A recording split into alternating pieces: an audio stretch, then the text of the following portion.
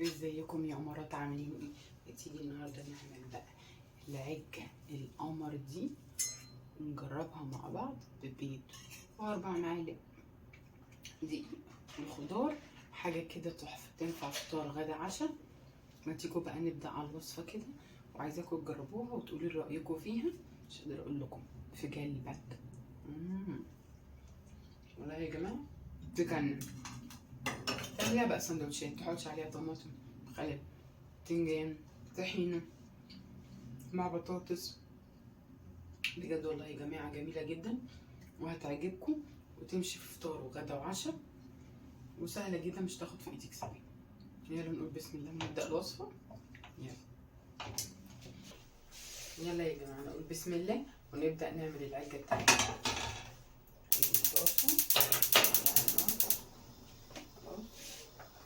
هنجيب الزيت، ممكن تحطي الزيت كله دلوقتي، في ناس بتستخدمه بعد كده نحط في الخلطه زيت، انا بستخدمه مع البصل عشان حتى يشرب ايه مع البصل.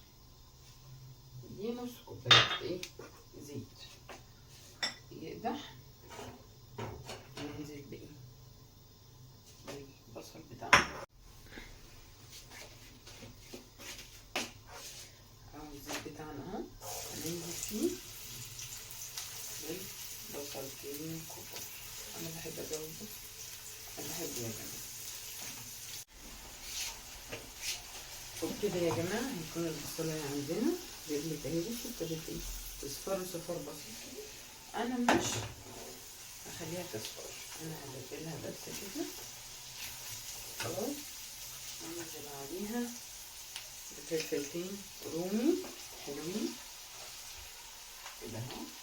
طبعا في ناس بتعرف تعملها من غير فلفل والكلام ده كله زي ما تحبي، بس يعني جربوا الطريقه دي وقولوا لي، والله هتعجبكم جدا جدا جدا.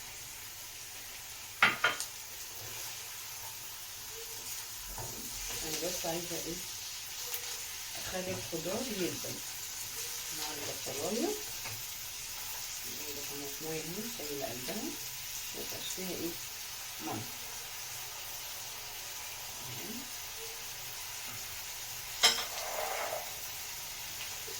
انا هعملها ب5 بيضات كده بقى ايه، هسيبه يفضل على النار، هخلي عليه المره الثانيه عشان اعمل ايه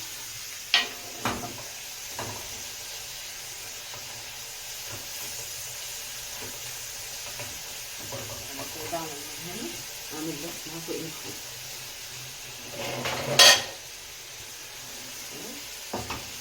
نقول بقى ايه بسم الله.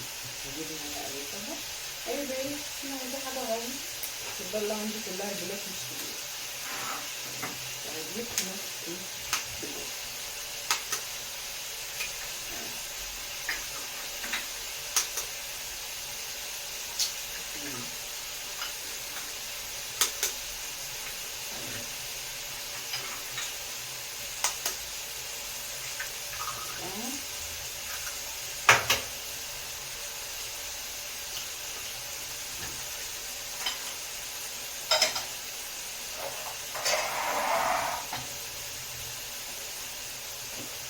اجيب الخفافه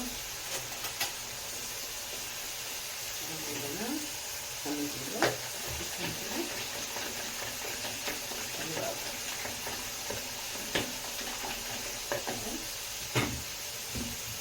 عليهم بقى ايه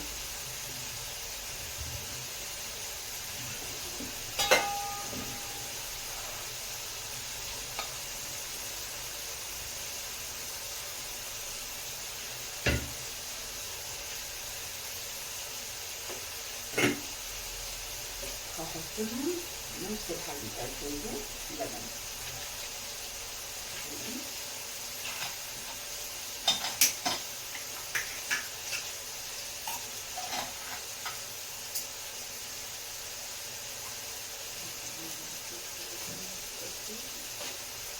بصوا بقى يا جماعه التوابل بتاعتي، فلفل اسود، كزبره، وسنه كمون، واحدة ميزة خضار مطحونة، والملح والبصل. أنا مش محتاجة أكتر من كده. وهبتدي بقى اخلطهم كويس. تمام. وكل ده ايه خضار هنا ايه على النار. يا جماعه هنشوف احنا على ايه تمام. ده كده بقى ايه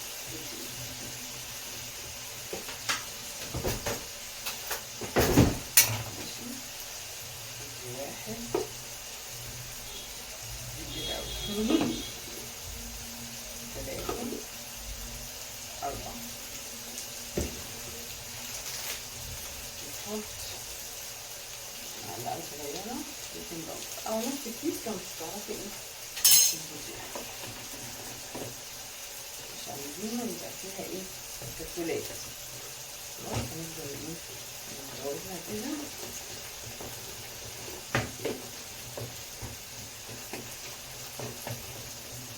عندي في المضرب عايز تعمليها في الخلاط تمام. لقيتيها قوامها تقيل احنا كده كده هنزود لها الحاجة. خلاص انا كده هطفي على الخضار كده. الخضار ايه جاهز معايا. دي الخلطة انا هسويها عشان احط خلطة الخضار. عايزة ايه شوفوا يا جماعة مفيهاش اي تكتلات. بصوا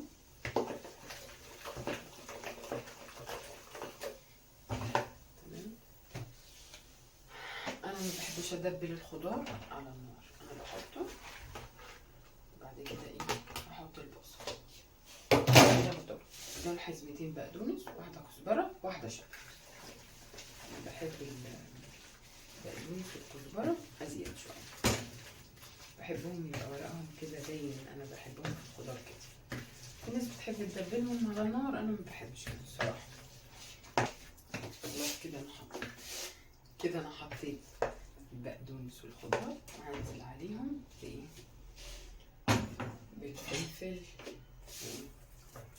والزيت، وهقلب كل ده كويس. ناخد يا جماعه الزيت لان احنا الزيت اللي فيها.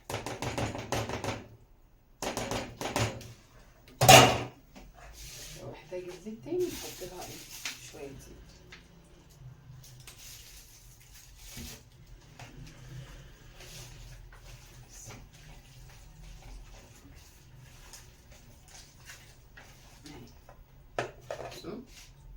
كده بقت جاهزه معانا.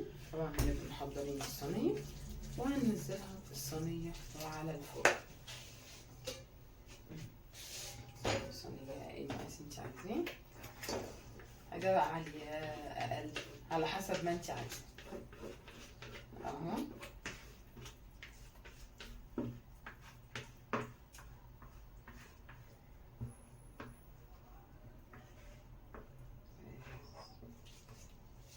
مفيش احلى ولا اسهل من كده. هنولع الفرن وهندخلها وهوريها لكم بعد ايه ما تخرج. جاهزه معانا مع الفرن، يلا بينا.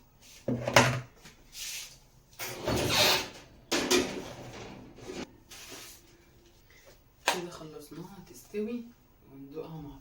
يلا يا جماعه مش عايزه افكركم طبعا اللي وصل معايا لغايه الفيديو ده يصلي على الحبيب المصطفى ويعمل سبسكرايب ويفعل الجرس عشان يوصل له كل جديد، وما ينسانيش باحلى لايك وباحلى شير. تكتبوا لي احلى كومنت كمان. عجبتكم الوصفه ولا نغيرها؟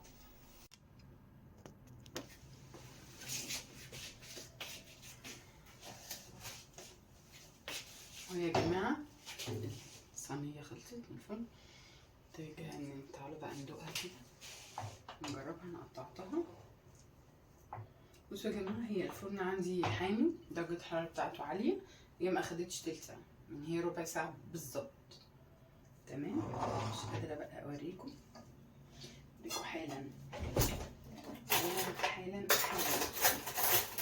الجمال والطعامه. بصوا بقى، بصوا الارتفاع مستويه من جوه، طعمها تحفه. بصوا بسم الله ما شاء الله. تتجنن وسهلة جدا. تنفع اولا سندوتشات، تنفع فطار، تنفع عشاء، والله كمان لو غدا تعملي جنبيها طحينة وبطاطس محمر كده جميلة قوي. ممكن تعملي جنبيها برضو لو اي حد هي بقى فول، تعملي بيض، تعملي اي حاجة. ممكن مجموعة كبيرة عندك من الناس عايز تعملي فطار حلو، تنفع والله جدا. انا بحبها جدا، بخليها للفطار للعشاء، والله برضو ساعات بنعملها للغدا. ناعمة وفضل حلوة جدا جدا. جربوها وقولوا لي رأيكم.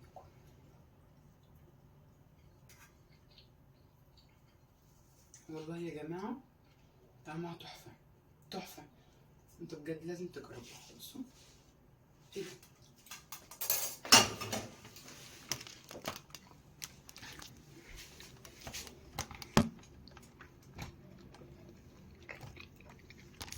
معلش يا جماعة وانا بصور الستاند وقع. اظن انتوا لازم تجربوها تشوفوا تقولي طعمها ايه. ماشي، استنى تعليقاتكم، متنسوش سبسكرايب، تفعلوا الجرس. يلا بينا في وصفة جديدة.